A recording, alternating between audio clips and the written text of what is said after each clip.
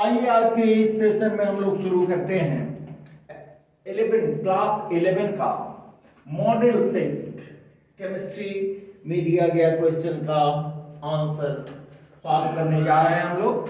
निश्चित रूप से ये झारखंड एकेडमिक काउंसिल के द्वारा जारी किया गया मॉडल सेट है, लेकिन इससे रिलेटेड जो मैकेनिज्म है, इससे रिलेटेड जो प्रिंसिपल्स हैं, वो सबों के लिए इक्वली इंपॉर्टेंट है। और यहाँ जो सवाल बताया जा रहा है उससे संबंधित आपको मैकेनिज्म या प्रिंसिपल भी डिस्कस किए जाएंगे, इसलिए शुरू से अंत तक इस वीडियो को आप जरूर देखें और समझने की कोशिश करें।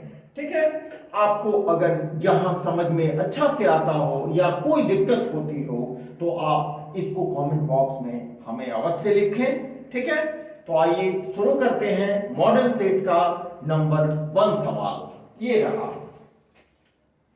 इसमें सबसे पहला सवाल कहा जा रहा है number of moles present in 6 gram of carbon atom. Very simple सवाल। कार्बन एटम के 6 ग्राम में कितने नंबर ऑफ मोल्स होंगे? ठीक है, तो आपको मालूम है ये हुआ कार्बन एटम का 12 ग्राम्स ये कार्बन एटम है। कार्बन एटम का 12 grams is equal to 1 mole. Very simple, इसलिए 1 gram is equal to 1/12 mole and 6 gram is equal to 1/12 into 6 is equal to 1/2, that means 0.5 मोल। ठीक है, ये रहा आपका आंसर। इसके अनुसार ऑप्शन बी यहां करेक्ट हुआ। ठीक है, आइए नेक्स्ट सवाल की ओर चलते हैं।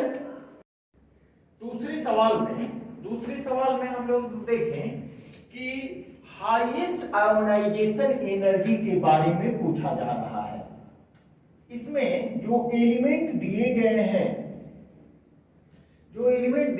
हैं उन एलिमेंट में से किनके लिए हाईएस्ट आयोनाइजेशन एनर्जी का वैल्यू होगा? That means the first electron, the energy required to remove the first electron. First electron को निकालने में किसके लिए सबसे अधिक एनर्जी लगेगी? तो इलेक्ट्रॉन निकालने के लिए जो रिक्वायर्ड एनर्जी है वो उसके डिपेंड होने का एक फैक्टर होता है इलेक्ट्रॉनिक कॉन्फ़िगरेशन की स्टेबिलिटी। तो इन सबों का इलेक्ट्रॉनिक कॉन्फ़िगरेशन अगर हम देखें तो नाइट्रोजन का वैलेंस इलेक्ट्रॉनिक स्ट्रक्चर होता है 1s2 2s2 2p3, complete oxidation electronic structure. Valence electronic structure हुआ 23। इसमें देखें कि p orbital is completely half filled.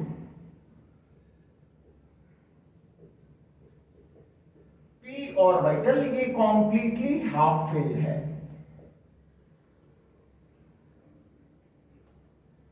Completely half filled जो स्ट्रक्चर होते हैं वो स्टेबल स्ट्रक्चर होते हैं और इस तरह के स्ट्रक्चर में से इलेक्ट्रॉन को रिमूव करना, बाहर निकालना, ये थोड़ा अधिक मुश्किल होता है और अधिक मुश्किल होगा तो नेचुरली हमें अधिक एनर्जी लगानी पड़ेगी as compare to other elements. दूसरे एलिमेंट के बारे में भी हम देख लें। यहां कार्बन के लिए क्या होता है इलेक्ट्रॉनिक स्ट्रक्चर? कार्बन का इलेक्ट्रॉनिक एटॉमिक नंबर 6, तो ये हो जाएगा 1s2 2s2 2p2। इसमें देखिए completely half filled p orbital नहीं है बल्कि केवल 2 इलेक्ट्रॉन है, तो इसकी स्टेबिलिटी ये लेस स्टेबल होगा। जबकि हम ऑक्सीजन के केस में देखें तो ऑक्सीजन का होता है हमारा 8, 1s2 2s2 2p4। यहां भी 1 electron more than completely half filled, यहां कॉम्प्लीटली हाफ फील्ड से एक इलेक्ट्रॉन अधिक है, जिसके कारण ये लेस स्टेबल हो जाता है as compare to nitrogen also. ठीक है, और सोडियम के केस में अगर देखें तो हमारा क्या होता है, it is atomic number 11, 1s2 2s2 2p6 3s1। यहां भी कॉम्प्लीटली हाफ फील्ड है लेकिन आउटरमोस्ट ऑर्बिट का है। उसके ये निकलने के बाद हमारा स्टेबल इलेक्ट्रॉनिक स्ट्रक्चर बच जाता है। देखिए ये ऑक्टेट बच जाता है। इसलिए सोडियम की हमेशा प्रवृत्ति होगी इलेक्ट्रॉन निकालने की।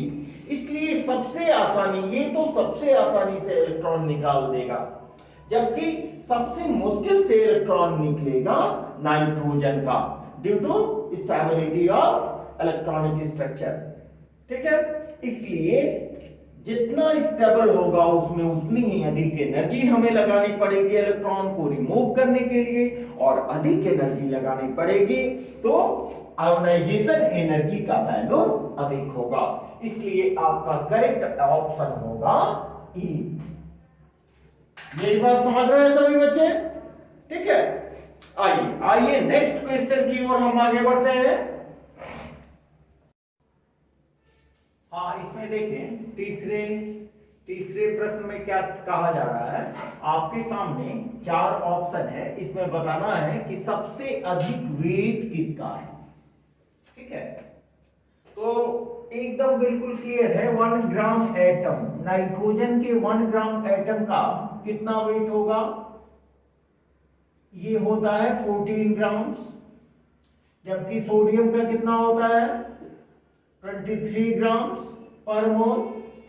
वाटर का कितना होता है H2O इज इक्वल टू 2 + 16 18 ग्राम। जबकि H2SO4 का 1 × 2 + 32 प्लस ऑक्सीजन 16 × 4, तो ये हो गया 2 + 32 + 64 98 ग्राम। तो निश्चित रूप से इसका सही ऑप्शन होगा डी। ठीक है, सबका वेट निकाल लें, जो सबसे अधिक है वो सही ऑप्शन होगा। ठीक है, तो H2SO4 इसका सही ऑप्शन होगा। आइए नेक्स्ट क्वेश्चन की ओर। ये देखिए, ये बहुत जाना पहचाना क्वेश्चन है जिसको आपने शायद 19 में भी पढ़ा होगा, जहां तक हम समझते हैं। एनीवे, आप नहीं भी पढ़े हो तो कोई बात नहीं है। इसमें आपको दिया गया है परसेंटेज कार्बन और हाइड्रोजन का, लेकिन ध्यान दें ये कहता है कि ये कंपाउंड में कार्बन, हाइड्रोजन और ऑक्सीजन 3 एलिमेंट है, जबकि 2 का परसेंटेज आपको दिया गया है। तो तीसरा का परसेंटेज कैसे निकालेंगे? तीसरा आपको हो गया ऑक्सीजन, तो ऑक्सीजन का परसेंटेज यहां निकाल लो। परसेंटेज ऑफ ऑक्सीजन क्या हो जाएगा 100 माइनस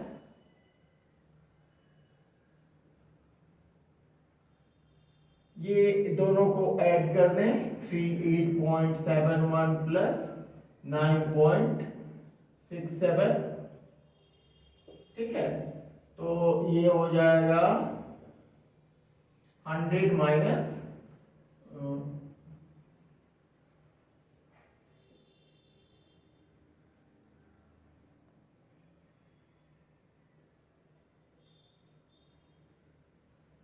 48.38।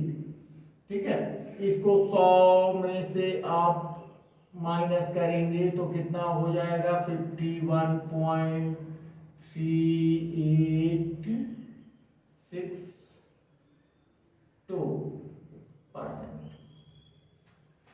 ये हुआ ऑक्सीजन। ये कैसे हमने देखा कि ये कंपाउंड, इस कंपाउंड में 3 एलिमेंट हैं, कार्बन, हाइड्रोजन और ऑक्सीजन।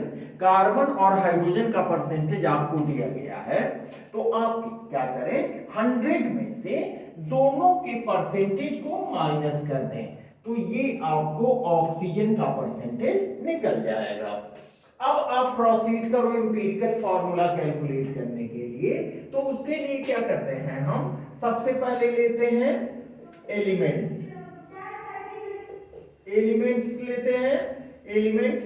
उसके बाद क्या लेते हैं, उसके बाद परसेंटेज ऑफ एलिमेंट्स, कितना परसेंट है आपको दिया गया है। उसके बाद क्या लेते हैं, atomic weight, atomic weights of elements. Next हमें क्या मिलता है, नंबर ऑफ मोल्स कैलकुलेट करना होता है। ये कैसे निकालेंगे, गिवन परसेंटेज बाय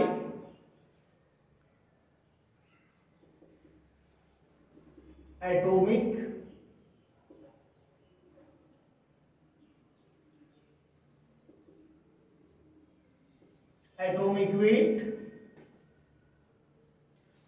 उसके बाद simplest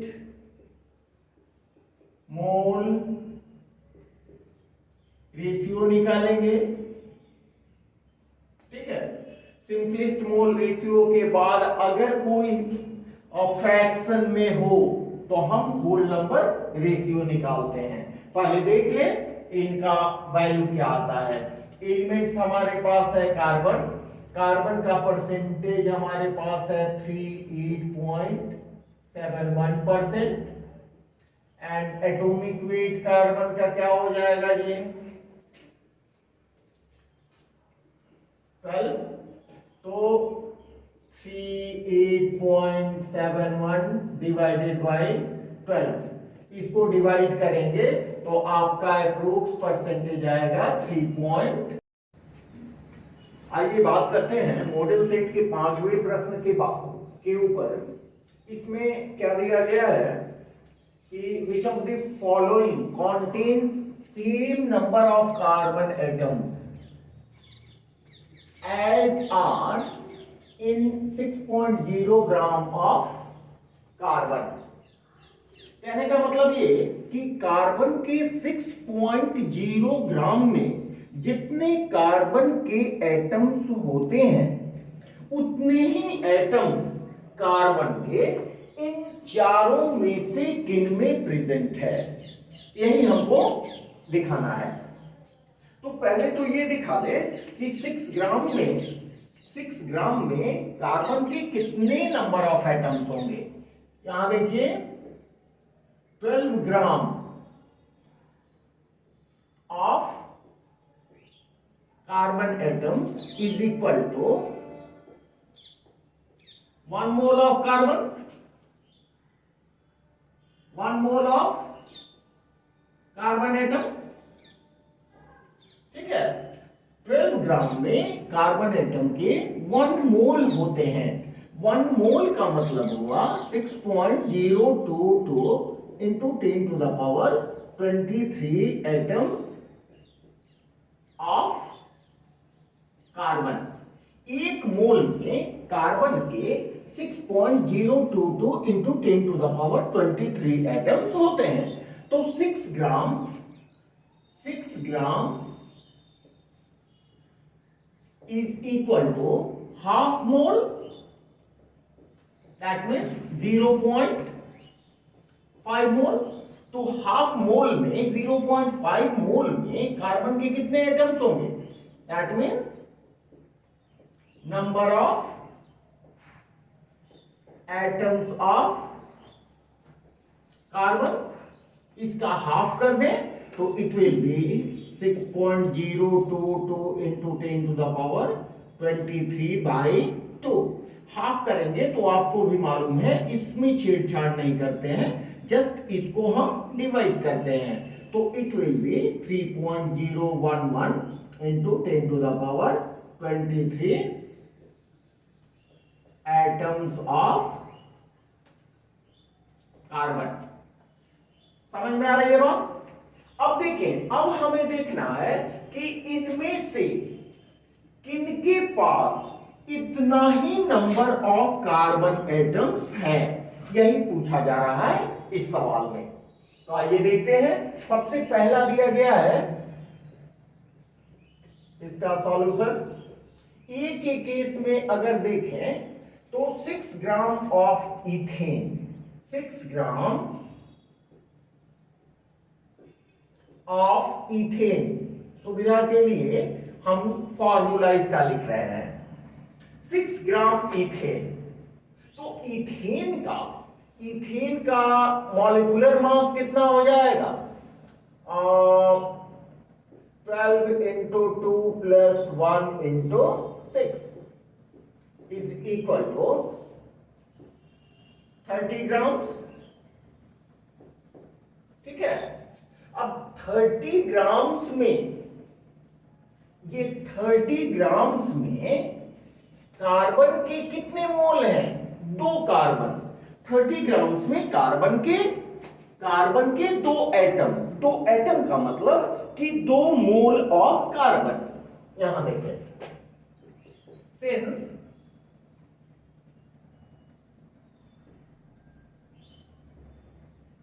thirty gram of C2H6 means ethane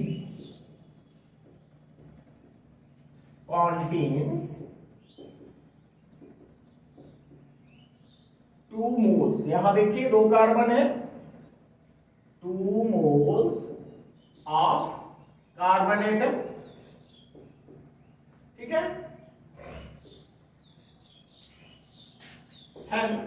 एकदम जीरो लेवल में 1 gram of ethane contains 2/30 moles of carbon atom. तो 6 ग्राम में देखिए कितना हो जाएगा? 2/30 into 6, 6 5 जा 30 means 2/5 mole is equal to, ये हो जाएगा 0.4 मोल, इतना मोल। अगर कार्बन का 0.5 मोल होता, देखिए यहां पर कार्बन का 0.5 मोल होता, तब उसमें number of atom 3.011 into 10 to the power 23 होते। लेकिन यहां पर उससे कम आ रही है, मोलों की संख्या 0.4 आ रही है। इसका मतलब कि इस केस में number of atoms 3.011 into 10 to the power 23 से कम होंगे। ठीक है, आइए देखते हैं सेकंड बी केस में। बी केस में हमारे पास क्या है? 8 gram of methane, 8.0 gram of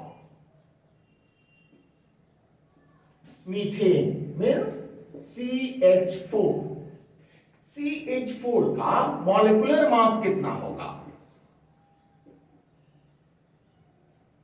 molecular mass of CH4, एक कार्बन 12 प्लस एक 4 हाइड्रोजन है, एक हाइड्रोजन का 1, 4 हाइड्रोजन का 4, तो ये हो जाएगा आपको 16 ग्राम पर मोल, 16 ग्राम पर मोल।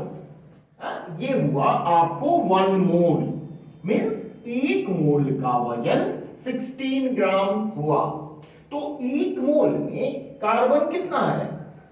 एक मोल में कार्बन है 1 मोल ऑफ कार्बन एटम। ठीक है, माने 16 ग्राम में कार्बन एटम के 1 मोल है। 16 ग्राम में कार्बन एटम के 1 मोल है।